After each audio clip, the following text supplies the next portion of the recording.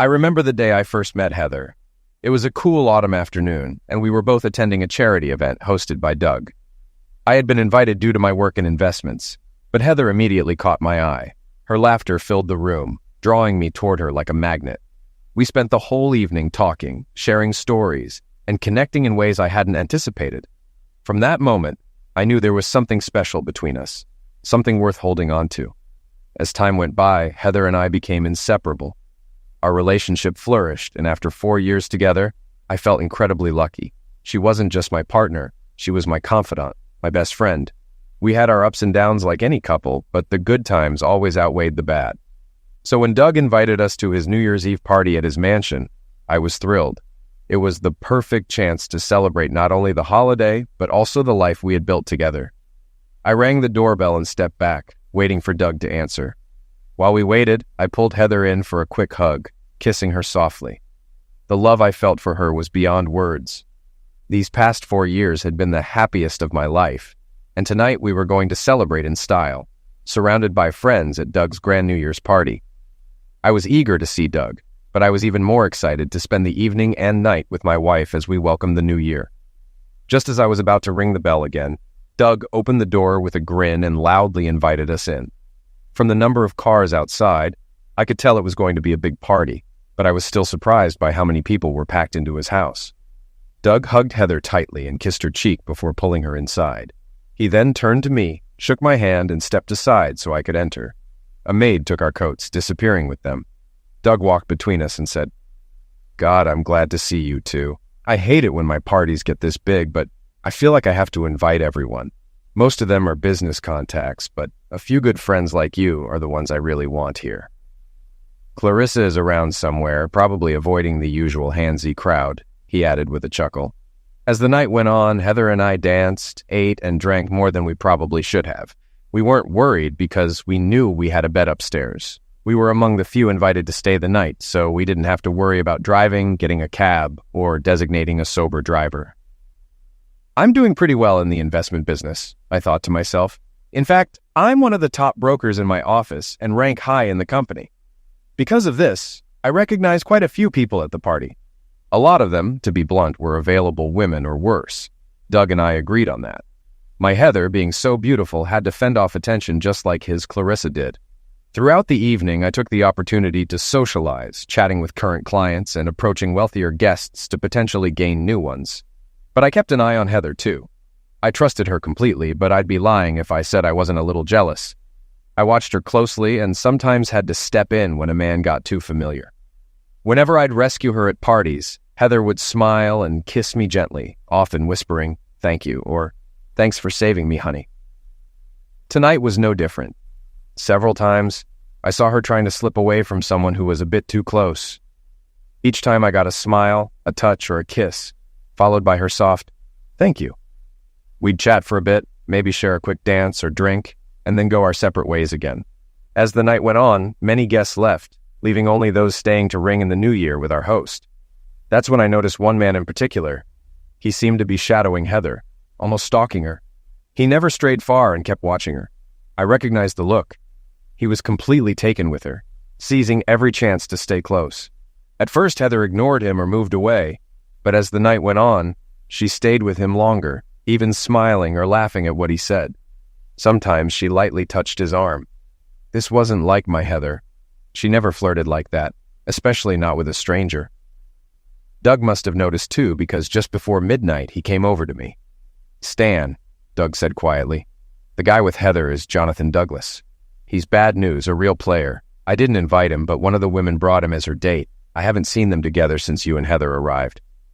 Doug stood next to me, carefully scanning the room. A curious look crossed his face as he continued. "Actually, I think his girlfriend already left. Now that I think about it, earlier in the evening she watched him follow Heather for a bit. Then they had a pretty heated conversation. I haven't seen her since." "Stan, he's a problem," Doug warned. "Problem with a capital P. He's married, but they're separated more often than not. He goes after married women or anyone with something he wants. He's drawn to married ladies and wealthy single women, even though he's worth millions himself. You need to watch him. He could charm a nun into bed and make her think it was her idea." For the third time that night, I went over to pull Heather away from Jonathan. He gave me the same smug look as before. But this time, Heather didn't thank me. Instead, she looked frustrated and said, "Stan, what's up with you tonight? You saw I was enjoying my conversation with Jonathan. Why did you feel the need to interrupt? He's not like the usual creeps you've saved me from. He's actually interesting and has hilarious stories. He's running for mayor and was telling me about the people he deals with on his campaign. When he found out I work in public information and advertising, he asked for advice on how to get his message to voters. I think he might offer me a job." I couldn't believe what I was hearing. "Honey, I don't care," I said firmly. "I don't trust that guy and I don't like him around you. Doug says he's bad news and a real womanizer.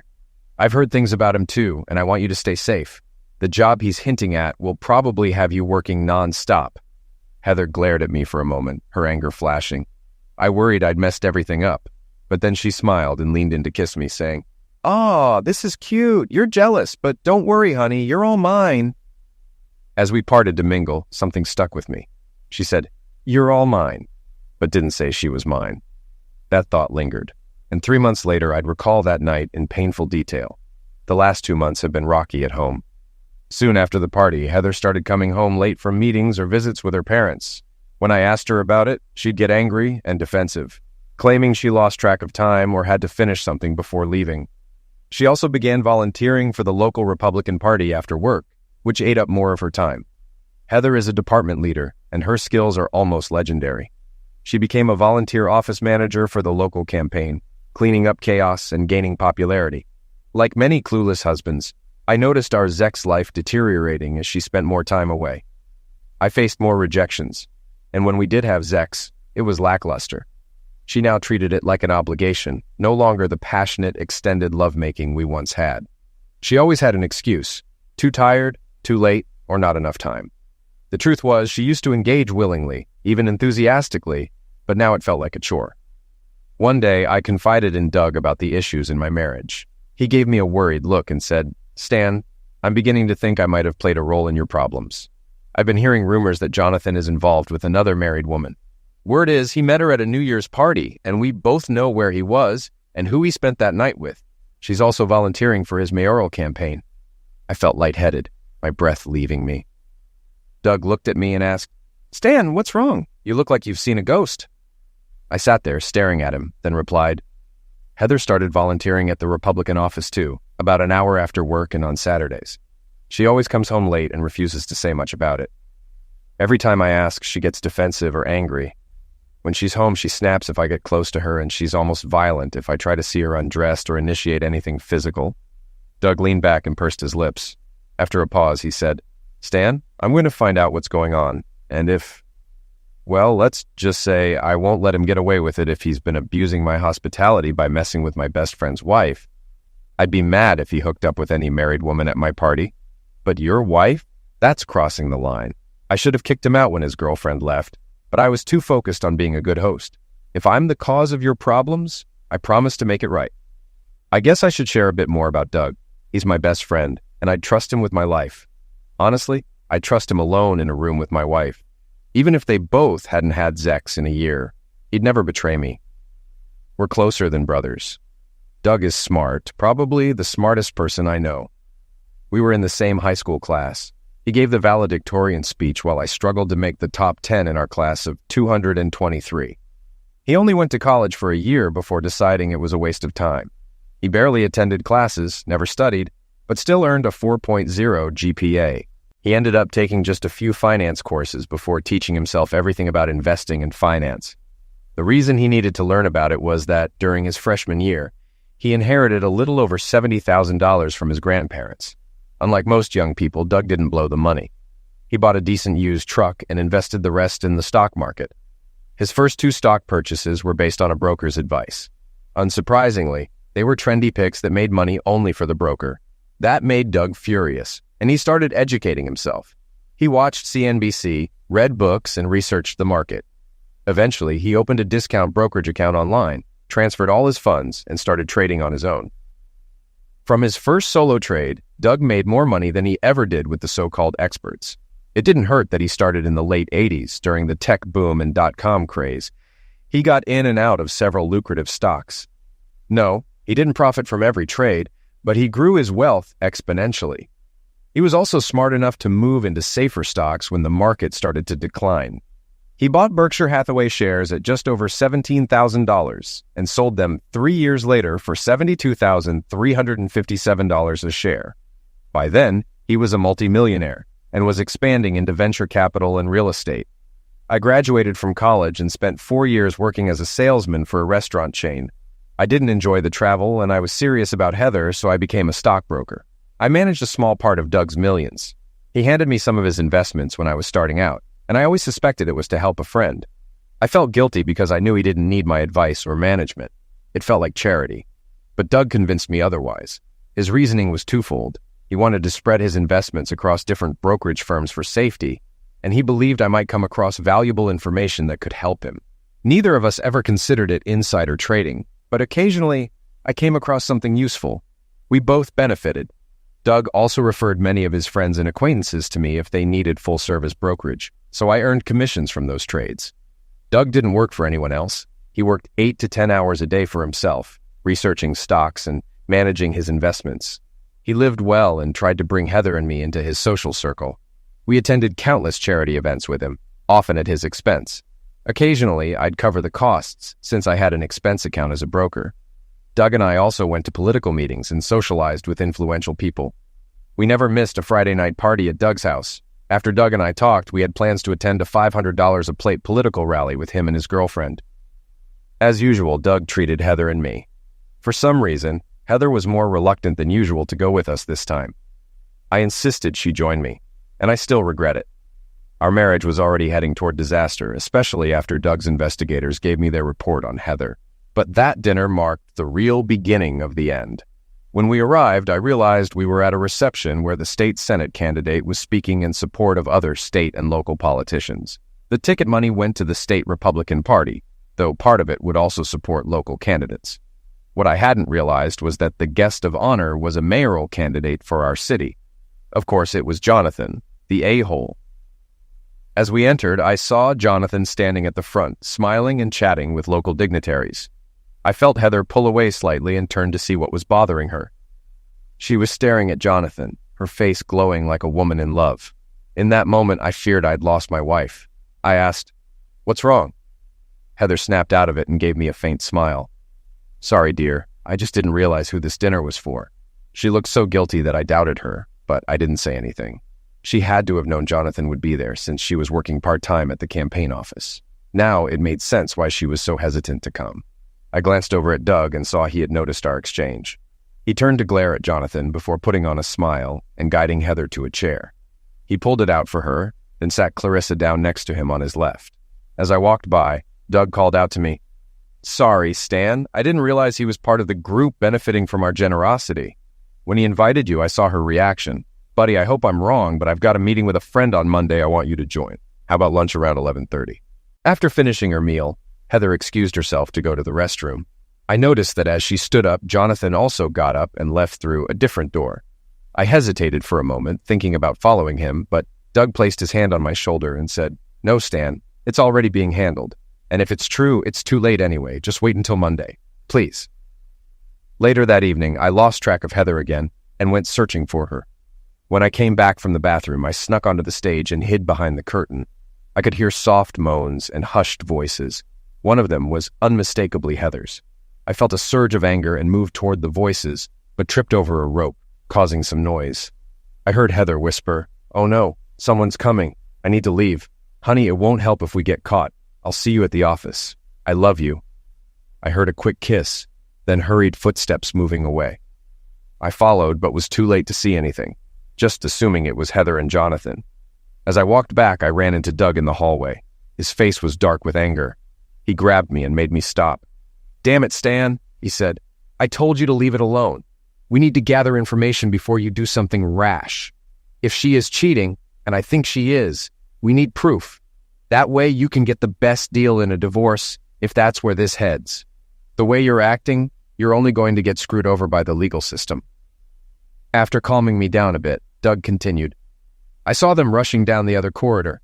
They stopped at a classroom door, and she looked around for you.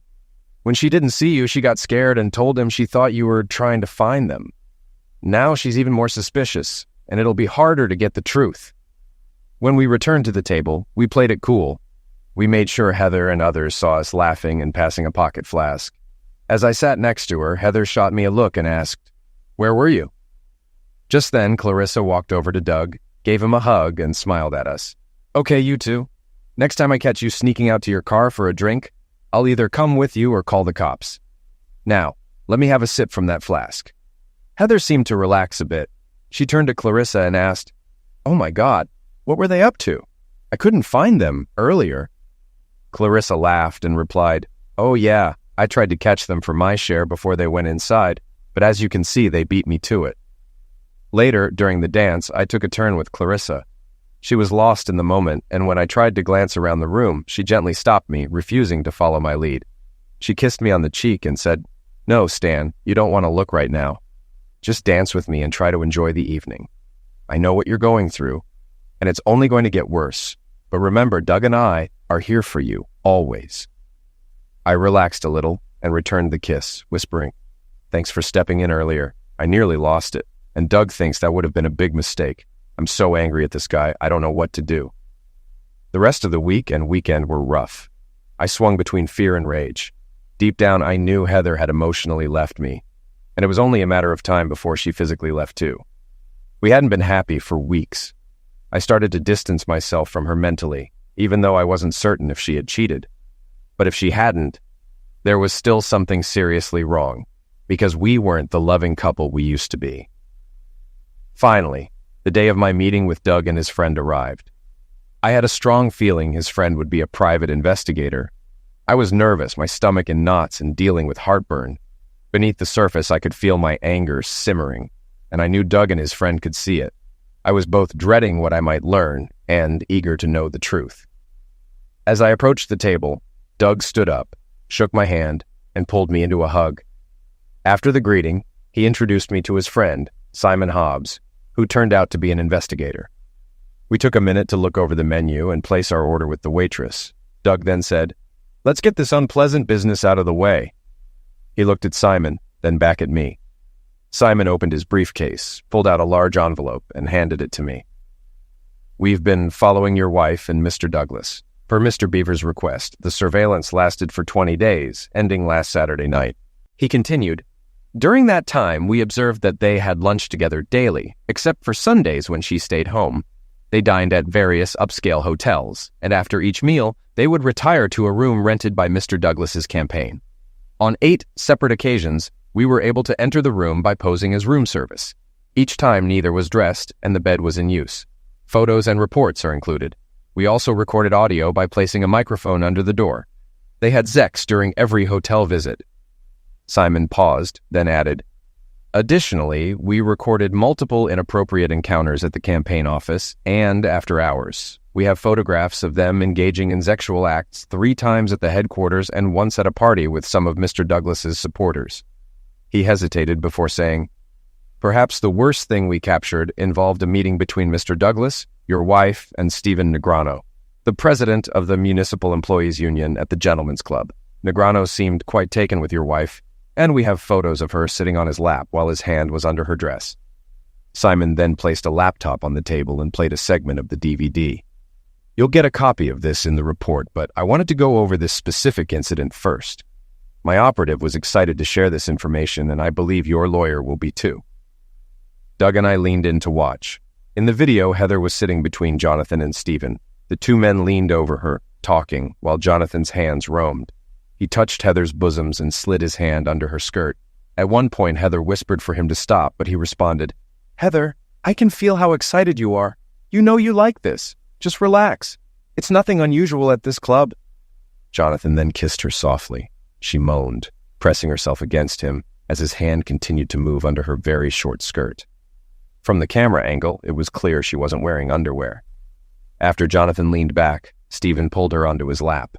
She tried to resist, but he kept pulling her in, sliding his hand under her dress and unbuttoning her top to kiss her bosoms.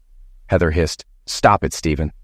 Stephen then looked at Jonathan and said, "Jonathan, you know what needs to be done if you want the union's support. I want to spend the weekend with her. If you arrange that, I'll make sure the union backs your campaign." Heather, clearly distressed, tried to get up, insisting, "No, this is not happening. Let me go." Ignoring her, Stephen raised his eyebrows at Jonathan while continuing to touch her. Jonathan swallowed hard and leaned toward Heather. He said, "Honey, we really need this. Just go with him and help me out. It'll secure our future.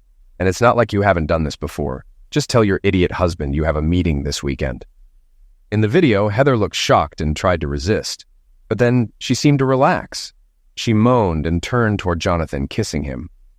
At this point, the club manager approached their table, looking nervous. He glanced at Heather, then at the men, and stammered, "Mr. Negrano, I've overlooked a lot for you, but you're becoming too obvious. Lieutenant Jones said the chief sent detectives to the club to reduce incidents like this. If they see what's happening, they'll shut me down. Could you take this to a back room or a hotel, please? This is my livelihood." Stephen laughed and looked at one of the large men sitting across the table. He said, "Hey, Ralph, why don't you give Joe a couple thousand for his trouble? The little lady and I are heading to the DoubleTree for the weekend. Make the arrangements, okay? Just frame it as a meeting of union leaders like we usually do." I felt my anger boiling over and started to stand up. I growled, "That lying woman. She wasn't at the DoubleTree last weekend. She called me on Friday evening claiming she had been assigned to a disaster relief project for work and was flying to San Francisco." Doug and Simon quickly grabbed me and sat me back down. Simon calmly said, "Please wait, sir. I'd like to fast forward and show you one more clip. Then you can read the report in full. We have some suggestions we'd like to discuss, but I figured you might want to see the footage first." Simon continued, "My operative stopped filming at the club and sent reinforcements to the DoubleTree ahead of Stanley and Heather. Once Stanley's men checked him in, they went to the bar for a few drinks. My operatives, dressed as hotel staff, followed them into the room once it was opened. After the thugs inspected the place, my team started adjusting the pillows, flowers, and other decorations, acting like they were preparing the room." Simon smiled slightly and added, "One of the senior managers even sent an assistant downstairs for fresh flowers and more champagne, giving my operatives extra time to place hidden cameras and microphones in the main room and both bedrooms." He continued, "By the time your wife and Stanley returned to the room, they were both drunk. The cameras captured everything. I'll play some of the key footage." Simon started playing the DVD on his small computer. The video showed Heather and Stanley entering the hotel room and shutting the door. Stanley immediately leaned in to kiss her. Then with a growl, he tore her blouse open, buttons flying everywhere. He yanked it off her shoulders as Heather unzipped and let her skirt fall to the floor. Since she wasn't wearing any underwear, she was left completely undressed. She stepped out of her shoes, took Stanley's hand, giggling as she led him into the master bedroom with the king-sized bed. The footage showed Heather undressing Stanley and pushing him back onto the bed. After several minutes, another man appeared in the frame. Stanley looked up at him and smiled. The man was the city services director. The video documented Heather engaging in sexual acts with both men. Simon paused the video and looked at me. "Your wife stayed in that room until checkout on Monday morning. During that time, she had sex with all the senior managers of the Municipal Employees Union and Stanley." Late Saturday night, Jonathan Douglas himself visited the room. He, Stanley, and the city services director spent most of the night with her. We have more photos and videos of these events, including footage of them discussing plans to misuse city funds to support Jonathan's mayoral campaign. Simon continued, "We also have evidence of Senator Nussbaum and 2 judges involved in sexual acts with your wife and Jonathan. Jonathan traded her sexual favors for their support. Everything is documented." He paused before saying, "At the campaign dinner where you tried to catch them, Jonathan and your wife were planning to have sex on stage. He had already pulled her dress down below her bosoms and removed her underwear. He was about to start when she heard you and made him stop. That's when they ran. We have photos of that as well. It's probably best you didn't cause a scene, as the photos could have made things worse for you." Simon handed me a copy of the full report. "We can provide this to your lawyer if you wish.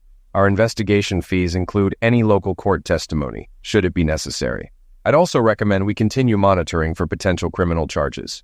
If we give the FBI and local authorities evidence of the misuse of campaign funds and conspiracy, they're more likely to take the case seriously. Plus, if you proceed with divorce and your wife ends up facing legal trouble, you'll have a much better chance at a favorable settlement." Even though I knew this was coming, I was still upset and shocked. I couldn't believe the level of depravity and disrespect my wife had shown while under surveillance. The report revealed that she believed she was in love with Jonathan.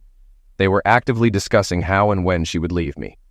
She was even ranting about the job she'd been promised in Jonathan's administration if he were elected mayor.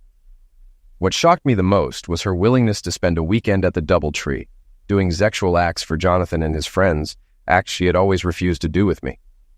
On several occasions, she even initiated sex later in the weekend during their private sessions.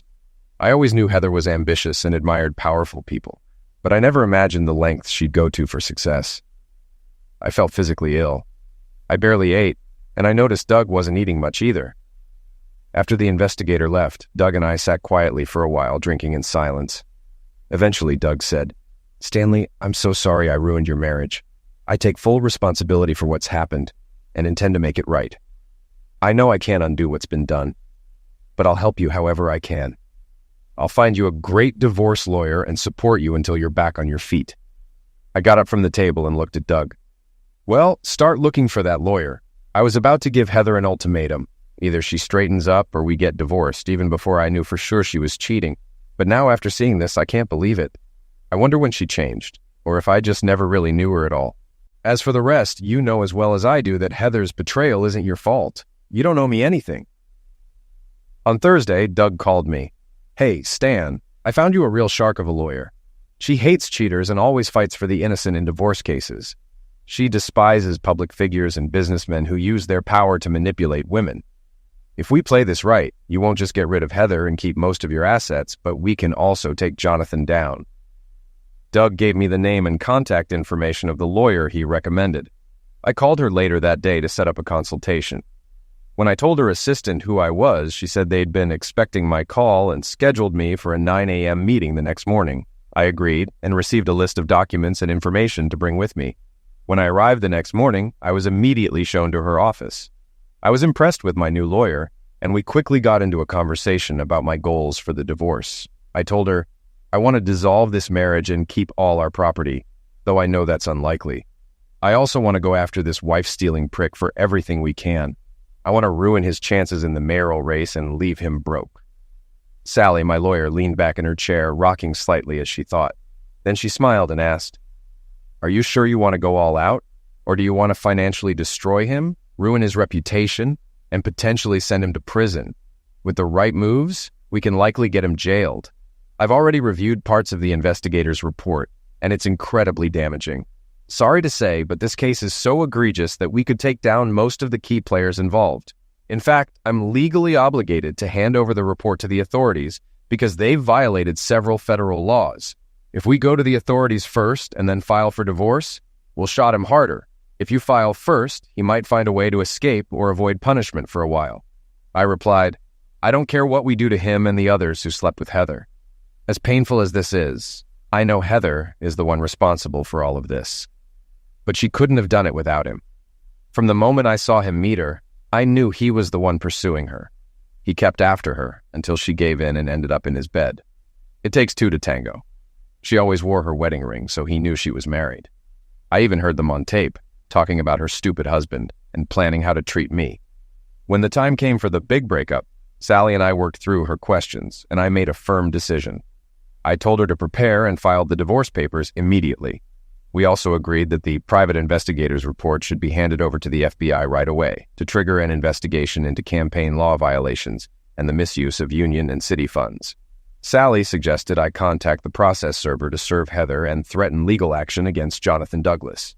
She warned, "If he's like most politicians, he might threaten you with physical damage, try to get you fired, or even countersue if you persist. He may also attempt to negotiate secretly and offer you a bribe. If that happens, and depending on the source of his funds, we could strike him with additional campaign law violations. Politicians often divert campaign money for personal use, and I wouldn't be surprised if he tries to do that." Sally then pulled out a tiny microphone and a recorder. "I want you to keep these with you at all times.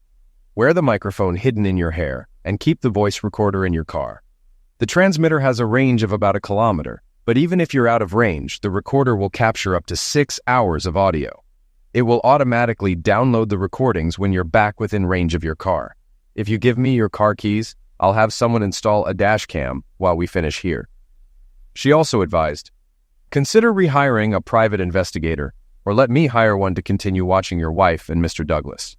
I've heard rumors that your wife isn't the first woman he's seduced, and he's used illegal means to cover things up in the past.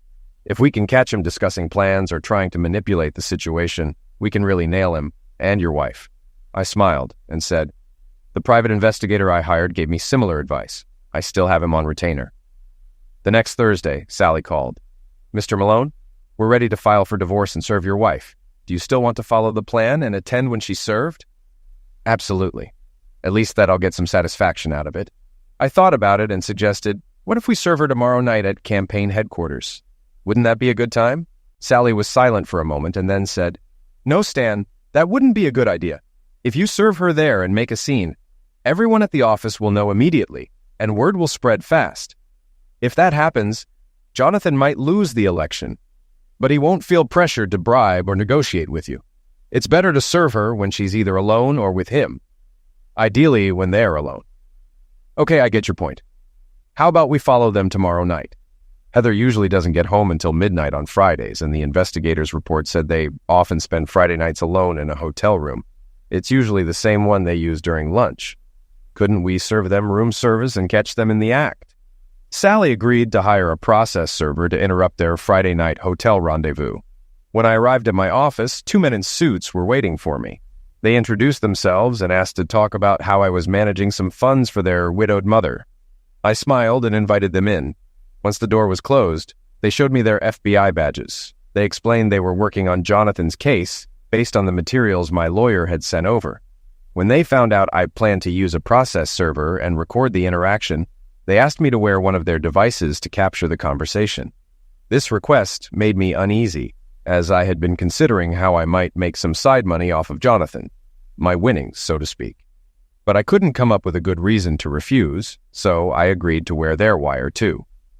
That evening, we all followed the two lovebirds from campaign headquarters to the hotel. They left around 7 p.m. and were in the room by 7:30. There were so many of us it felt like a parade, and I worried we'd be spotted. After they got to the hotel, we waited for almost an hour.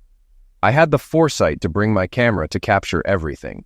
I'm not usually into home movies, but in this case, I made an exception.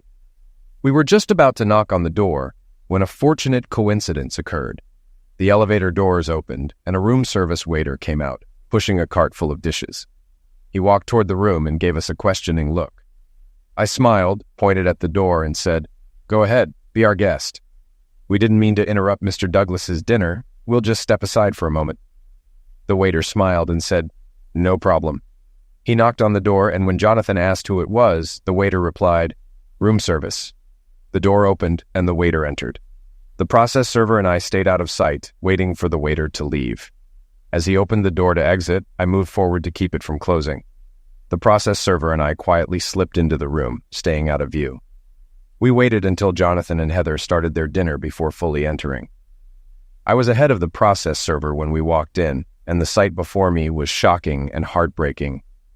Despite the detective's report, seeing it in person was far worse. Heather and Jonathan were completely undressed, sitting at a table with their meal laid out. They had ordered appetizers, dessert, and wine. Heather was sitting on Jonathan's lap, her back to him, as they fed each other while having sex. They looked completely lost in their own world, kissing tenderly as they enjoyed each other's company. I began filming as we turned the corner. Finally, I gave the process server a nod and he stepped forward. He asked, "Are you Jonathan Douglas and Heather Malone?" Heather screamed, jumped off Jonathan's lap, and ran to the bed, grabbing a hotel robe to cover herself. Jonathan cursed and stood up angrily. He growled, "Yeah, I'm Jonathan. Get the hell out of my room. How did you even get in here?" The process server replied calmly, "The room service waiter let us in. Didn't you hear us ask if we could enter? I thought you invited us." He then walked further into the room and handed Heather the divorce papers, saying, "You've been served." I stepped forward, and Heather finally noticed me. "Stan, damn you, what are you doing here? And what's all this talk about divorce? If you don't stop this nonsense, I'll ruin you. You'll have nothing, and I'll take everything." I looked at her calmly and said, "No, Heather, you won't. In fact, if you know what's good for you, you'll sign the papers and accept my terms. When I'm done with you, I'll deal with your lover. I'm filing a lawsuit against him for mental cruelty and alienation of affection. Luckily, we live in a state where those lawsuits are still allowed. This could also hurt his election chances. To be blunt, you've been played, and now it's your turn to face the consequences. Heather didn't bother going home that night. I didn't see or hear from her until the following Wednesday when she called me at work. She didn't apologize or make small talk. As soon as I answered, she said, "Jonathan and I want to meet with you to settle this mess. We've booked a conference room at the hotel for tonight. Be there at 7. She didn't ask if I could come. She simply commanded it. I called Sally and told her about the call, then contacted my FBI contact. Sally insisted I go, and both she and the FBI would be there to support me in case things went sideways. When I arrived at the hotel, I asked the receptionist where the meeting was and was led down a hallway to a small conference room. A large man stood guard at the door. As I tried to enter, he stopped me. "There's a private meeting going on, sir," he said. "I know," I replied. "I'm Stan Malone, and I'm supposed to be here." After checking my ID, the guard knocked on the door. The door opened slightly, and he said, "Mr. Malone is here, sir." I couldn't hear the response, but the door closed again. The guard turned to me and said, "I'll need to search you, sir. Please empty your pockets into this tray." I emptied my pockets, and he patted me down. I was getting irritated and asked why I was being searched. The guard smirked and said, "Well, sir, political figures have been known to attract assassins, and Mr. Douglas doesn't want to take any risks." I suspected they were really searching for a wire or recording device, but didn't question it further. Fortunately, I had hidden the tiny transmitters in my long hair, glued to my head. After the search, I waited another 5 minutes before they finally opened the door and allowed me into the conference room. When I walked into the room, I saw Heather sitting at the table, looking directly at me. She looked guilty, her face and chest flushed. When she shifted in her seat, I realized she wasn't wearing any underwear. Then I glanced at Jonathan, and I nearly lost control. His eyes were gleaming, and he had a smug grin on his face, clearly gloating about having just slept with my wife. The meeting went exactly as Sally and I had anticipated. Jonathan started by threatening to get me fired from my job, and then he escalated to threats of physical damage unless I gave Heather a better deal and dropped my plans to sue him and his campaign. I leaned back in my chair and calmly said, "Listen, I know you and your cronies might be able to damage or even eliminate me, but that won't save you. I've taken precautions. If anything happens to me or my family, even an accident, several packages will be sent out automatically. You know as well as I do that not all media can be controlled, and some will publish the information, especially if I'm seriously hurt or eliminated. You'll be finished." I watched Jonathan's face fill with anger, and I saw that familiar tension in Heather's expression that meant she was furious. Smiling, I continued, "I know exactly what you were doing before I walked in here, and I have photos of you doing it several times before. In fact, I have photos and recordings from your meeting last week with union leaders and senior city officials at the hotel. Do you really think they'll thank you for dragging them into this mess? If anything happens to me, the paperwork being mailed out will expose them, Heather and you. Some of these people, let's just say, aren't ones you want to cross." Heather glared at me, while Jonathan, looking a bit sick, tried to maintain his composure. He snapped, "You heard what I said. Stop your threats and end this quietly, or else—" His voice grew colder as he glared at me. "Now get out of my room!" I smiled and leaned forward. "You know, Jonathan, I might reconsider everything if I were confident in a fair divorce settlement from my wife," I said calmly. "But if this town's idiots elect you, they'll get what they deserve." I stood up, maintaining eye contact with Jonathan until he looked uneasy. I could tell it took all his effort not to look away. I chuckled softly and turned toward the door. Before leaving, I glanced back and said, "Oh, by the way, Jonathan, things are going to get very uncomfortable for you soon." Without waiting for a response, I walked out. When I got home, I found my private investigator waiting in the driveway with the FBI agent. They were ready to debrief me. After removing their microphones and packing up the equipment, the investigator smiled and said, "We got it all. After you left, Jonathan ordered his people to put you under surveillance and dig up anything they could use against you. You really rattled him." 3 days later, I followed up with Sally about the divorce. After some discussion, I brought up Jonathan. "Sally, I'm done waiting for this idiot. I told him and Heather what it would take for me to walk away, and they're still blocking me. Let's get aggressive. File the lawsuit against Jonathan. I think we should go for $10 million in damages." Sally paused to consider, then said, "Let's do it. That'll definitely get his attention and make headlines." As I left Sally's office and got into my car, I noticed one of Jonathan's thugs following me. He stepped back, grabbed his phone, and started gesturing wildly while talking. He must have overheard my conversation about the lawsuit. That evening, Jonathan called me, his voice filled with controlled fury. "Listen, idiot," he began, trying to sound calm. "Heather and I talked about the meeting, and we've decided to give you some of what you want. She'll sign the divorce papers without any changes, and she'll walk away with only her personal assets and quit her job. As for me, I'm willing to settle out of court. I'll make sure there's a voluntary settlement agreement if you promise to keep quiet about all this." I couldn't help but laugh. "Jonathan, I can promise you that I won't be the one to leak anything. But I can't control what others might do. There are probably hundreds of people who know by now that you're sleeping with my wife." There was a tense silence on the other end before Jonathan spoke again, frustrated. "Fine. I'll offer you $1 million, no questions asked, if you sign a non-disclosure agreement. Heather will hand over the signed divorce papers with your proposed terms." I shook my head, amused. "Jonathan, I just told my lawyer to file a $10 million lawsuit. You'll have to offer a lot more than $1 million to make me drop it. Heck, I could probably make more than that from book and movie deals about this story." Jonathan cursed under his breath before speaking again. "Okay, $1.7 million. That's my final offer. I'll find a way to cover it in the campaign books, but that's the best I can do." "All right, Jonathan, but you better act fast. I won't stop my lawyer until I see the money in my bank account. Here's a Cayman Islands account number." What I didn't tell him was that the account was set up in his name using his address. I hoped federal investigators would find it and trace the money from his campaign. Once the funds arrived, I planned to transfer them immediately to make sure they couldn't be taken back. Later that evening, my doorbell rang. The same guy who guarded the door during my meeting with Jonathan and Heather stood there, holding a clipboard with a one-page legal document. "Mr. Douglas asked me to bring this for your signature," he said. I glanced at it and smirked. "Looks fine, but I need my lawyer to review it first." The man frowned. "I shouldn't leave without it." I sighed and shut the door. In my office, I called Sally, explained the situation, and she agreed to come over. After an hour, she smiled after reviewing the papers and told me to sign. 3 days later, I found $1.7 million in the Cayman Islands account. That same day, my lawyer informed me Heather had signed the uncontested divorce papers, which were filed and would be final in 30 days. I quickly transferred the money internationally, moving it between banks under a fictitious name in case Jonathan tried to get it. During this time, my work suffered. My commissions dropped to half, and I struggled to focus. Colleagues often had to cover for me and earned commissions on my clients' sales.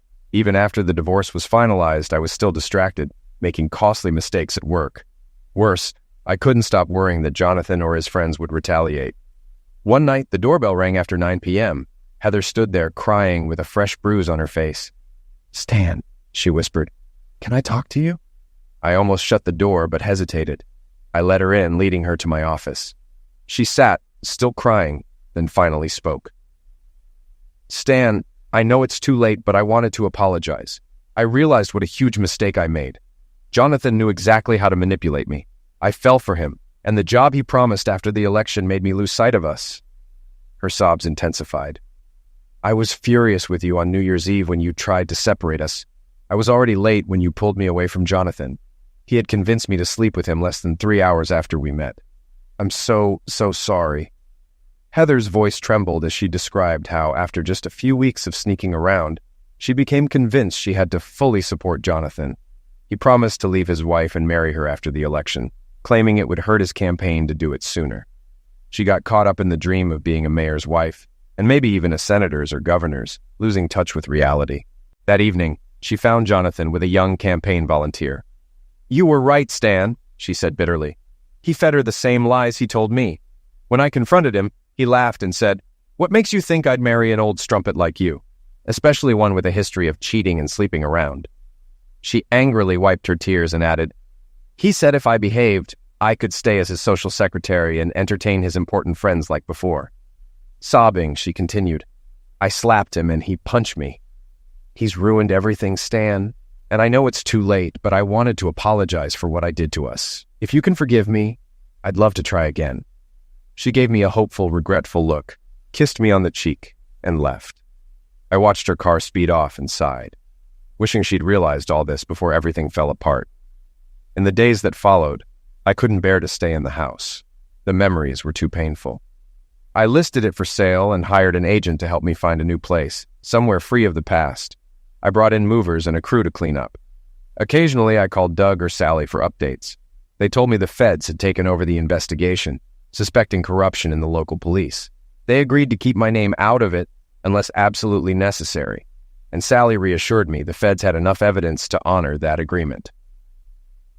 About 6 weeks later, I woke up to news that the feds had arrested everyone involved in Jonathan's scheme. They were charged with corruption, campaign violations, and racketeering. Jonathan was arrested for misusing funds and selling promises of future appointments. Surprisingly, or not, Heather was also arrested for her role. I called Sally, but all she knew was that leaks had come from other sources, not me. Everything was falling into place, and the money Jonathan paid me was safe. I couldn't help but smile, remembering how I had carefully planted incriminating documents while looking for Heather. After talking to Sally, I sat back, finally at peace. I had my revenge on Jonathan, freed myself from my unfaithful wife, and had $1.7 million to start over. Now I was free to begin a new life, find someone truly worthy, and maybe even start a family.